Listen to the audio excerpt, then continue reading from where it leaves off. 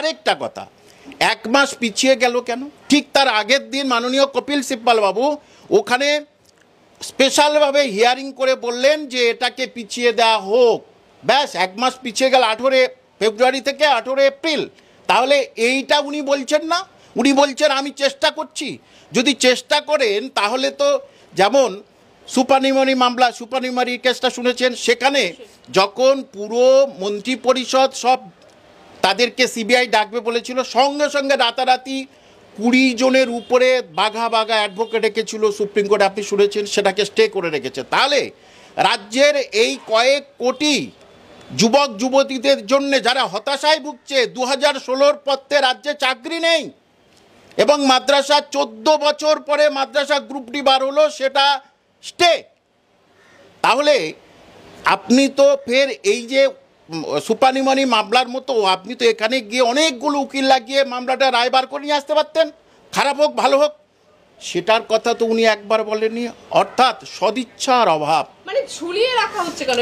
প্রতিটি কেসে যদি ওবিসি কেস বলি, বা আমরা ইতিমধ্যে আমরা যদি 25,000 চাকরির কথা বলি, সেখানেও আমি সেটা সুপ্রিম কোর্টের কথা বলছি, রায়দানটা স্থগিত আছে, কিন্তু এতটা মানে বছর লেগে গেল যে এই বিষয়টা করতে। গত বছর থেকে শুরু করে সেখানে বাদ হয়ে গেল, তারপরে আবার সেখানে রায় নিয়ে অনেক প্রক্রিয়া, এত লং কেন সমস্ত? সেটা লং মানে কি, আমি বললাম না, সদিচ্ছার অভাব।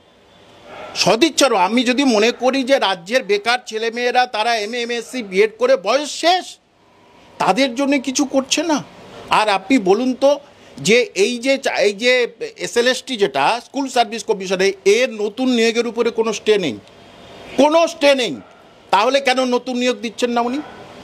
এবং আরেকটা বলছি, মাদ্রাসাতে SC ST OBC বলে কিছু হয় না, সব টিচাররা অল আর জেনারেল, সবাই জেনারেল হয়ে যাবে।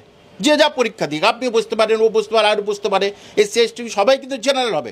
কেন মাদ্রাসায় তাহলে পরপর দিয়ে দিন, সেখানেও তো হিন্দু মুসলিম খ্রিস্টান সব সম্প্রদায়ের ছেলেমেয়েরা বসে, তাহলে সেটা পরপর দিয়ে দিন, সেখানেও কিছু শিক্ষক শিক্ষিকা চাকরি পাক।